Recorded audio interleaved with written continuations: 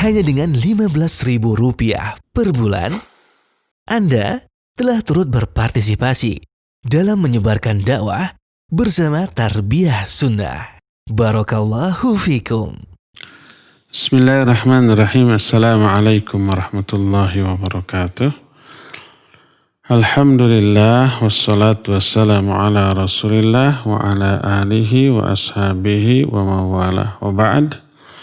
Alhamdulillah kita kembali berjumpa dalam kajian online ya, secara langsung. Kita sedang membicarakan tentang surga. Kita sudah bahas keadaan di dalam surga, jenis-jenis kenikmatan di dalam surga, sampai siapa aja penghuni surga dan siapa saja para pemimpin di surga dan seterusnya. Sekarang kita masuki satu pembahasan yang cukup penting untuk difahami secara benar. Apakah orang masuk ke dalam surga itu sebagai balasan atas amal yang mereka lakukan? Jawabannya ternyata tidak. Seseorang itu tidak bisa masuk ke dalam surga sebagai iwad, sebagai balasan, sebagai upah atas amalan yang dilakukannya. Karena apa? Karena tidak sebanding. Amalan kita tidak seberapa. Amalan kita itu banyak kurangnya, banyak cacatnya. Oleh karena itu umumnya ritual atau sunnah yang harus kita lakukan seusai melakukan amal ibadah yang diperintahkan, kita disunahkan untuk istighfar. Habis sholat, assalamualaikum kanan, assalamualaikum kiri, disunahkan untuk istighfar. Meminta ampunan setelah sholat. Apakah artinya kita habis melakukan dosa? Ya, di dalam sholat kita melakukan banyak dosa. Dosa berupa kekurangan di dalam menunaikan sholat tersebut. Dari aspek niat, dari aspek kekhusyuan, dari aspek mutaba'ah, dari aspek pelaksanaan rukun, wajib dan sunnahnya, itu kurang jauh, kurang berkualitas. Makanya diperintahkan untuk istighfar.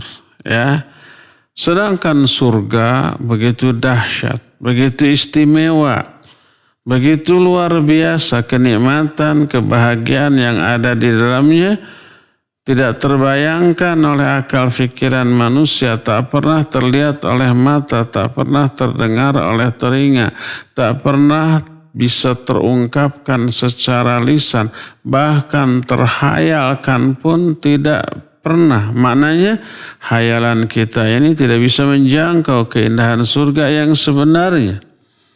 Sehebat apapun hayalan keindahan surga dalam benak kita, kenyataan indahnya surga jauh lebih indah daripada hayalan kita.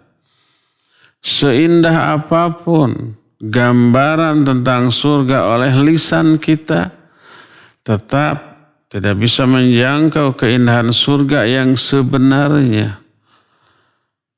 Jadi dahsyatnya surga tidak akan bisa terbeli oleh amal, sehebat amal apapun amalan kita.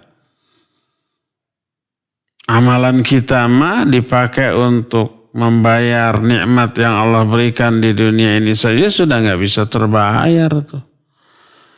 Kita manusia ketika bekerja menjadi karyawan karyawati, baik di pemerintah ataupun di swasta, sehari 8 jam itu bekerja. Ada istirahatnya memang. Dibayar berapa? Nggak seberapa. Dalam 30 hari ya atau 26 hari dalam sebulan, kali 8 jam umpamanya. Dibayar berapa coba? Nah, ibadah yang kita lakukan tidak selama 8 jam dalam sehari semalam. Oleh karena itulah maka kalau amalan kita yang gak seberapa ini dipakai membayar melunasi nikmat yang Allah berikan kepada kita yang tidak pernah terhenti setiap saat, gak bisa dihitung. Niscaya itu gak cukup. Seandainya nikmat yang Allah berikan kepada kita sebanding dengan ibadah kita, niscaya nikmat yang Allah akan berikan hanya sedikit, sesedikit ibadah yang kita lakukan. Apalagi harus dibayar dengan surga, enggak. Oleh karena itu surga itu bukan upah bagi amalan. Rasul SAW dalam sebuah hadis yang sahih, riwayat Imam Muslim dalam kitab sahih dari Abu Hurairah radhiyallahu an, berkata Rasul SAW, la yudkhila ahadam minkum amaluhul jannah. Kata Rasul SAW, amal salah satu di antara kalian tidak akan bisa memasukkan seseorang pun ke dalam surga, sehebat apapun amal itu. Kalau para sahabat bertanya, wala anta ya Rasulullah, apakah engkau juga tidak ya Rasulullah? Maksudnya amal Rasul SAW pun tidak akan bisa memasukkan beliau ke dalam surga. Para amalan beliau kan luar biasa hebatnya ya. Maka dijawab, wala ana, ya saya pun tidak bisa. Amal saya tidak bisa memasukkan saya ke dalam surga. Illa ayyataghamani Allahu minhu bifadlin wa rahmah. Kecuali, kata beliau, Allah Azza wa Jalla melimpahkan kepadaku rahmatnya dan karunia-Nya. Berdasarkan hal itulah maka Nabi SAW pun masuk surganya itu bukan karena amal tapi karena rahmat. Rahmat Allah Azza wa Jalla. Dalam hadis lain dikatakan beliau bersabda, la yudkhilu ahadam minkum amaluhul jannah wa la yujizuhu minan nar wa la ana illa birahmatin minallah.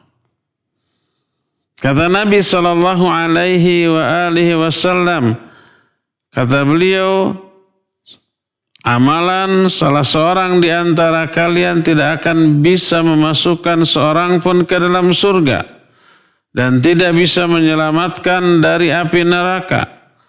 Juga amalan aku,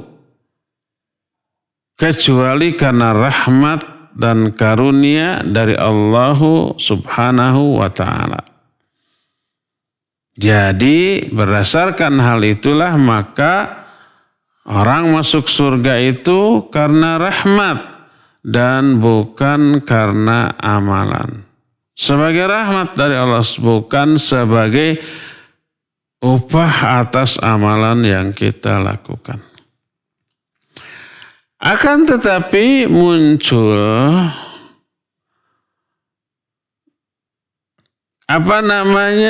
kontroversi. Karena beberapa ayat mengisyaratkan masuk surga itu karena amalan.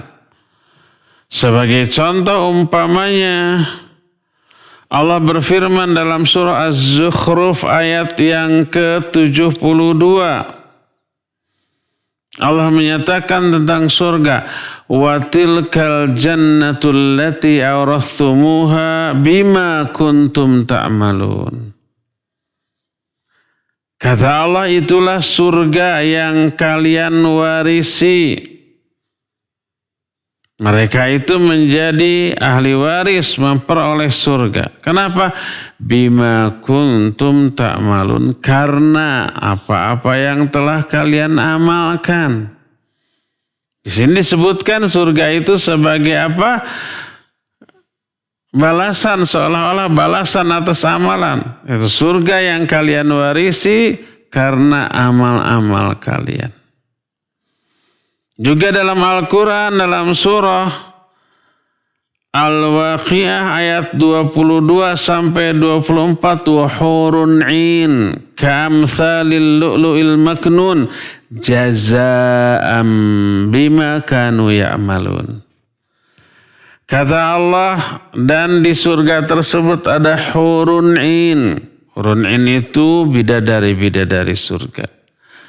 Kamtsalil lu'lu'il maknun, seolah-olah itu mutiara-mutiara yang terpelihara. Mutiara itu saking berharganya ya disimpannya nggak sembarangan, diumpet-umpetin. Ada memang yang dipamer-pamerkan di momen-momen tertentu, ke pesta, ke pernikahan, ke acara-acara tertentu, baru tuh dikeluarkan, itu pun dengan pengamanan yang super ketat, diasuransikan dan seterusnya gitu ya. Tapi kalau nggak dipakai, disimpan di tempat yang diyakini aman. Itu bidadari-bidadari surga, lam yatmithunna insun qablahum wala jan. Mereka itu tidak pernah disentuh sebelumnya baik oleh bangsa manusia ataupun bangsa jin. Hurun 'in kamtsalil lu'lu'il maknun jazaa'an bima kanu ya'malun, sebagai balasan atas amal-amal yang mereka lakukan. Juga dalam Al-Quran surah As-Sajdah 17 dikatakan, fala ta'lamu nafsum ma ukhfiya lahum min qurrati a'yun jazaa'an bima kanu ya'malun. Jiwa manapun tidak bisa mengetahui balasan yang disembunyikan untuk mereka berupa kebahagiaan. Jazaa'an bima kanu ya'malun, sebagai balasan atas apa-apa yang sedang mereka lakukan. Dan banyak lagi ayat-ayat yang lain yang mengisyaratkan bahwa surga itu sebagai balasan atas amal. Kok seperti bertolak belakang ya? Ayat ini mengisyaratkan surga balasan bagi amalan. Hadis-hadis tadi menyatakan bahwa orang masuk surga bukan karena amalan, tapi karena rahmat dari Allah SWT. Bagaimana mengkompromikan dua keterangan yang seolah-olah bertolak belakang ini? Nah, dalam masalah ini para ulama menyatakan bahwa kedua nas tadi, baik ayat ataupun hadis, sama sekali tidak bertolak belakang.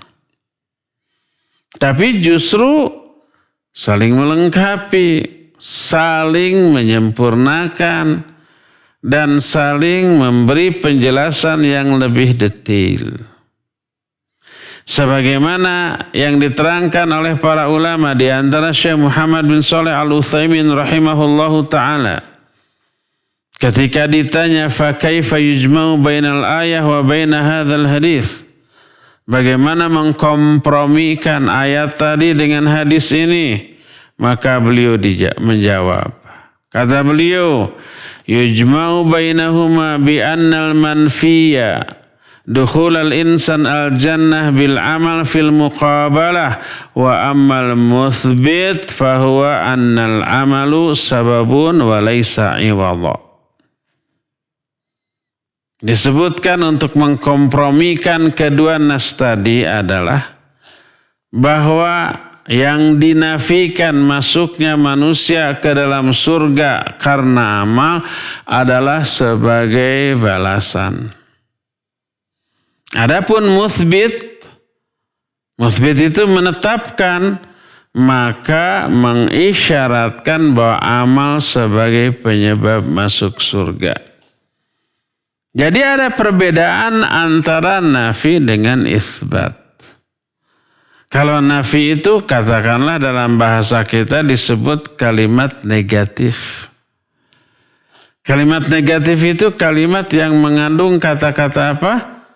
tidak, bukan kotor, negatif, bukan jelek, tapi kata-kata tidak. Itu disebut nafi. Seperti hadis, la yudkhila ahadan minkum amaluhul jannah. Amal seseorang tidak akan bisa memasukkan pelakunya ke dalam surga. Ini disebut nafi. Karena ada kata-kata tidak. Amal seseorang tidak akan memasukkan pelakunya ke dalam surga. Ini disebut nafi. Maka dalam konteks kalimat nafi, maknanya adalah bahwa surga itu bukan sebagai balasan atau sebagai upah bagi amalan, tidak. Adapun dalam kalimat yang musbit, yang isbat itu kalimat positif. Kalimat positif itu kalimat yang tidak mengandung kata-kata tidak. Seperti ayat-ayat tadi. Ayat menyatakan tilkal jannatul lati tilkal jannatul lati awrastumuha bima kuntum ta'malun. Itulah surga yang telah diwariskan kepada kalian bima kuntum ta'malun, karena amal-amal yang kalian lakukan. Ini musbit, kalimat positif. Juga fala ta'lamu nafsum ma ukhfiya lahum min qurrati a'yun jazaa'an bima kanu ya'malun. Jiwa manapun tidak akan mengetahui kebahagiaan yang disembunyikan untuk mereka di surga. Bima kanu ya'malun, karena amal-amal yang mereka lakukan. Ini isbat, ini kalimat positif. Makna kalimat positif adalah bahwa annal amal sababun walaysa iwadun. Amal itu sekedar sebab orang masuk surga, bukan upah. Bukan sebagai buruh, bukan sebagai pengganti bayaran bagi amal yang dilakukannya. Berdasarkan hal itu berkata pensyarah kitab Al-Aqidah At-Tahawiyah Ibnu Abil Izzi ketika menjelaskan masalah ini. Kata beliau, wa amma taratubul jaza 'alal a'mal faqad dhalla fihi al-jabriyah wal qadariyah.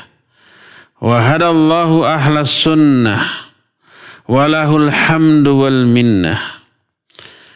Adapun bahwa surga itu dianggap balasan bagi amal, ada dua kelompok yang menyimpang dalam masalah itu, yaitu Jabriyah dan Qadariyah.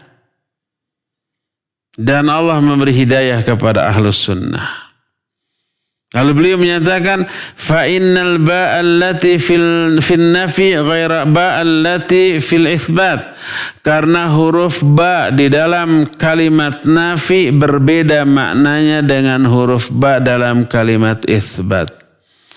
Huruf ba di dalam kalimat negatif berbeda maknanya dengan huruf ba pada kalimat positif. Tadi di dalam hadis la yudkhila ahada minkum amaluhul jannah, bahwa seseorang itu tidak akan bisa masuk surga karena amalnya. Ini kalimat negatif. Adapun kalimat positif yang mengandung kata-kata tidak. Lalu beliau berkata, fal manfi fi qaulihi sallallahu alaihi wasallam la yudkhilul jannah ahadun bi amali. Seseorang tidak akan masuk surga bi amali, karena amalnya. Ada huruf bi di sini. Dalam konteks kalimat negatif, karena adalah la yadkhula ahadun bi amalihil jannah. Maka ba di sini bukan ba iwad. Maksudnya surga bukan pengganti bagi amalan. Bukan upah bagi amalan. bukan bayaran bagi amalan. Seperti yang sudah diterangkan tadi, ya. Adapun wal ba'ul lati fi qaulihi ta'ala jazaa'an bima kanu ya'malun. Adapun huruf ba di dalam ayat positif seperti jazaa'an bima kanu ya'malun, surga itu sebagai balasan atas amal-amal yang mereka lakukan. Maka ba di sini dianggap atau maknanya adalah ba, sebab bukan ba iwad. Artinya mereka masuk surga karena amalan tapi bukan sebagai balasan bagi amalan. Harus dibedakan antara karena dengan balasan. Apa maknanya bahwa amalan itu sebagai penyebab masuk surga? Karena dengan beramal orang akan meraih rahmat. Rahmat itu hanya bisa diraih dengan amalan. Amalan menyebabkan turun rahmat, rahmat menyebabkan orang itu ke surga. Jadi surganya bukan sebagai balasan bagi amalan. Tapi surga itu disebabkan karena dia beramal lalu memperoleh rahmat. Sebagaimana firman Allah dalam beberapa ayat. Contoh surah Al-Baqarah ayat 218. Allah menyatakan innal ladzina amanu wal ladzina hajaru wa jahadu fi sabilillah ulaika yarjuna rahmatullah wallahu ghafurur rahim. Kata Allah Azza wa Jalla, sesungguhnya orang-orang yang beriman dan orang-orang yang berhijrah dan berjihad di jalan Allah. Ada ikhtiar dulu ya, ada usaha, ada perjuangan. Iman, hijrah, jihad. Mereka lah orang-orang yang akan memperoleh rahmat dari Allah. Dan mereka adalah, dan Allah Azza wa Jalla Maha Pengampun dan Maha Penyayang. Jadi kenapa mereka memperoleh rahmat dari Allah? Karena iman, hijrah, dan jihad. Makanya Allah berikan rahmat kepada mereka. Allah menyatakan, wattaqullah la'allakum turhamun. Bertakwalah kalian semua kepada Allah, la'allakum turhamun, agar kalian itu memperoleh rahmat. Setelah bertakwa, baru rahmat Allah teraih. Baru rahmat Allah akan diberikan kepada orang seperti itu. Kalau enggak bertakwa, enggak akan dikasih rahmat. Kalau enggak beriman dan beramal soleh, enggak akan dikasih rahmat. Berdasarkan hal itulah maka iman dan amal soleh kita itulah yang mengandung rahmat, dan rahmat ini yang menjadi penyebab orang itu ke dalam surga. Surga bukan balasan bagi amalan, tapi surga diraih atau diperoleh karena rahmat dari Allah SWT. Dan rahmat bisa diraih oleh amalan. Dari sinilah kita mengetahui bahwa perkataan Nabi SAW, al-jannah laisat thamanan lil amal. Surga itu bukanlah harga bagi amalan, balasan bagi amal. Maknanya bukan amalan itu yang menjadi penyebab dia menjadi penyebab dia memperoleh segala macam kenikmatan di surga, tapi amalan itu penyebab terakhirnya rahmat, dan rahmat menjadi penentu orang itu masuk ke dalam surga. Ini mana yang pertama. Makna yang kedua, bahwa yang dimaksud dengan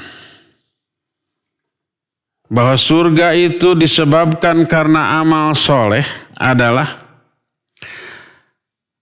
maknanya tingkatan-tingkatan di dalam surga ditentukan oleh amal soleh yang kita lakukan, yang dilakukan oleh manusia.